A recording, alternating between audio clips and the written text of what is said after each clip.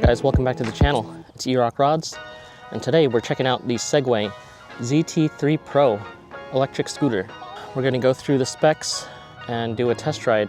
We'll take a look at the scooter at some point on the ride, but let's just get into riding.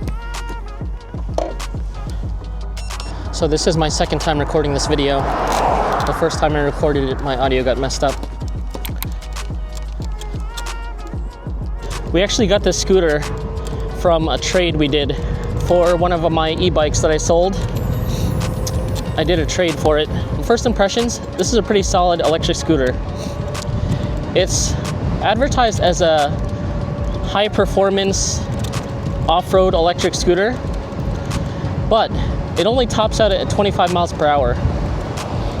Its advertised range is for like 40 miles, but that's probably going on eco mode.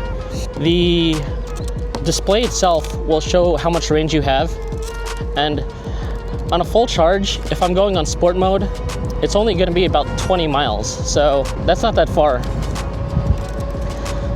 So it's a premium scooter that lacks high top speed and doesn't have the best range.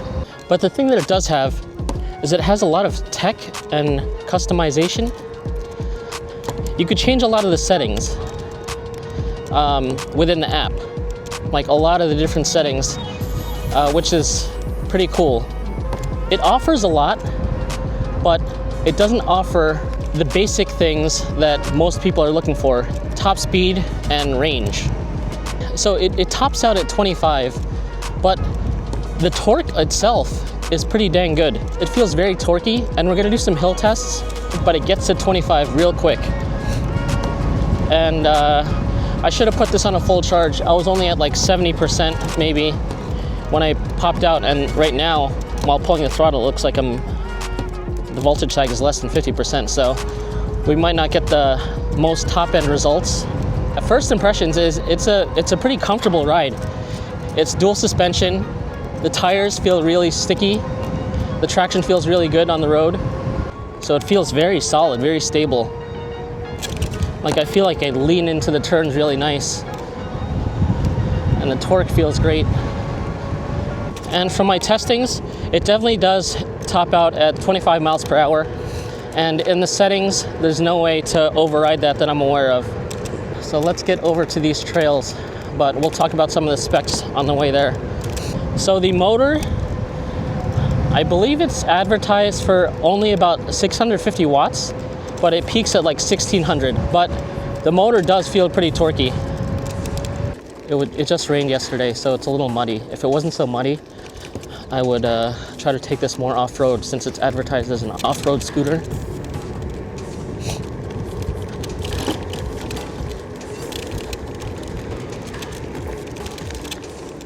So it does include a lot of cool tech, as I was mentioning. There's a lot of customization. There's 3 speed modes: eco, normal, and sport. And for each of those settings, you could actually, I guess, limit the top speed if you're having like maybe a younger rider. So you could limit those settings. There's regenerative braking, so you could turn those settings on and off.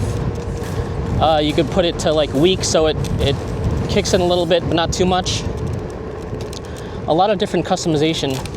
Oh, and then a big one, which I find super convenient, is it has integrated Apple Find My. So basically any bike or scooter that I get, I always put an AirTag on it somewhere, and this one has it built in. So that's pretty cool. That's awesome.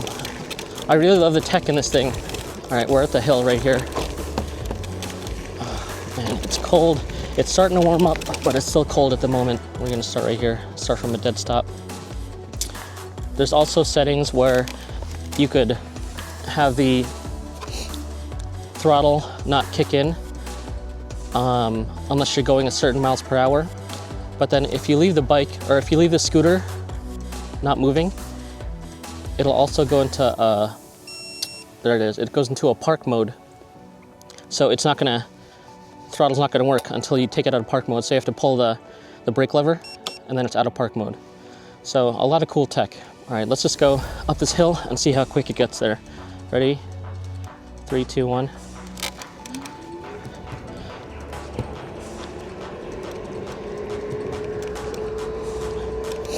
So I did do this on another day with a fuller battery, and I think it was hitting 18 miles per hour on this hill, which is pretty good. Kind of going against the wind right now.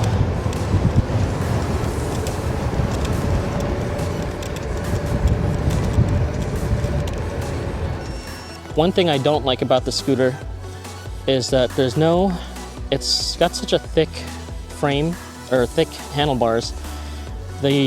All of my accessories don't fit. There is this little area right here that you could take off so that it's a little bit thinner, so you could put like a phone mount or like a camera mount, whatever. So for me, that's kind of annoying. I couldn't put my 360 on because this is too thick. I wanted to find somewhere to put it on. It's a little too thick. Oh yeah, so once I pushed off and it was at 2 miles per hour, then it automatically took off that parking.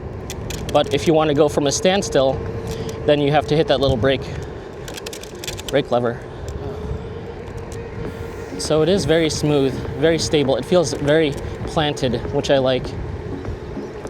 And I set up a lot higher on this scooter than most of the other scooters that I've tried, but they're all like basic commuter scooters. This is more of I'd say a premium scooter.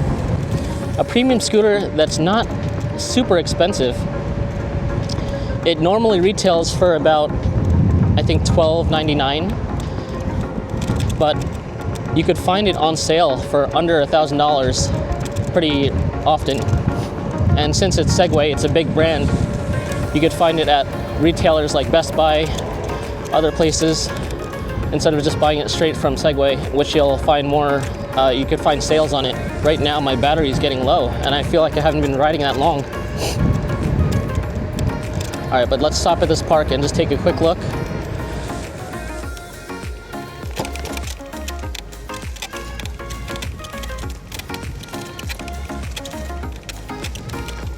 It feels really solid off-road. Really nice traction.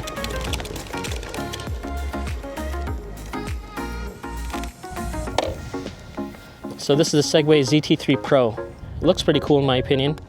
When I first looked at the front of the scooter, like I thought like the tire was backwards, or like the geometry seemed off, but the way that it's built, it feels pretty stable. So it has the X lights in the front. Let's turn on the headlights. It's daylight, so you're probably not going to see it that well. Here's the headlight right here. It does have turn signals.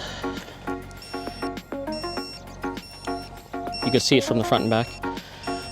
And the sounds, they might be annoying to some people, but I leave my turn signals on all the time, so I actually don't mind it.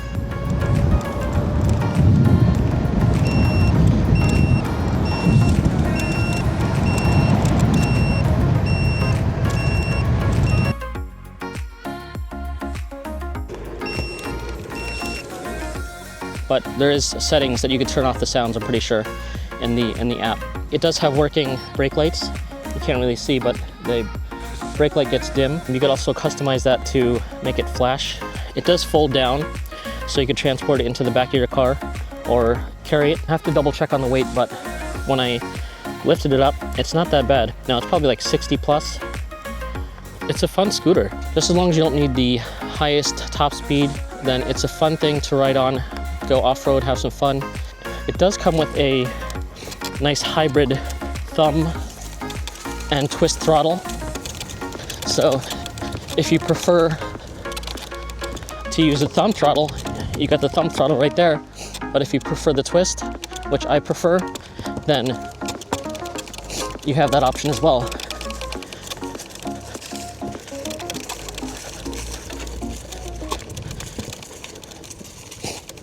All right, so let's head back. My battery's getting low already. Here are my thoughts on this scooter. It offers a lot in terms of tech and customization. A lot of cool features, which a lot of people will like. But the features that are most important, to me at least, is top speed and range. And torque, of course, but This thing does have the torque, I'll give it that.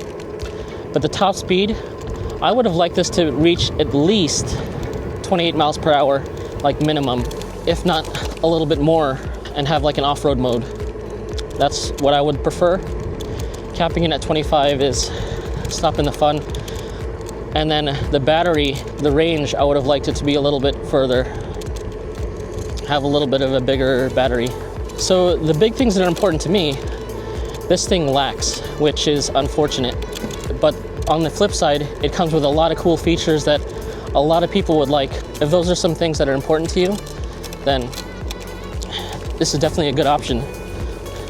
Right now, my battery's low, but it's still taking this hill really well.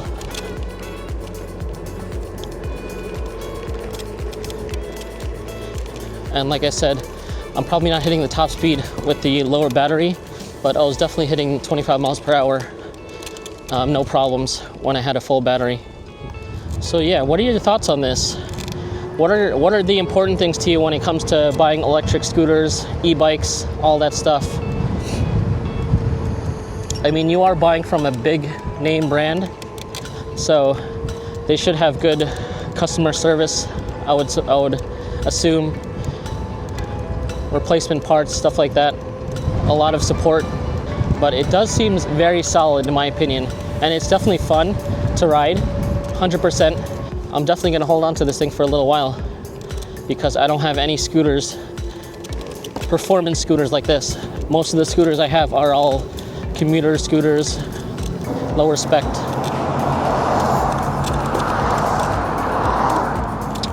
Let's see if we could do one top speed test down the street up here. All right, we're going to try to go top speed.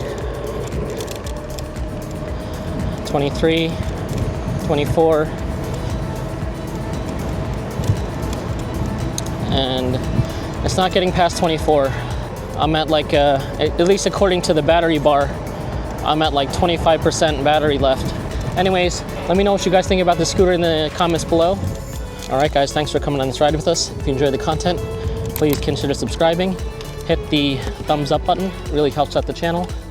And we will catch you on the next ride. All right, guys, ride on.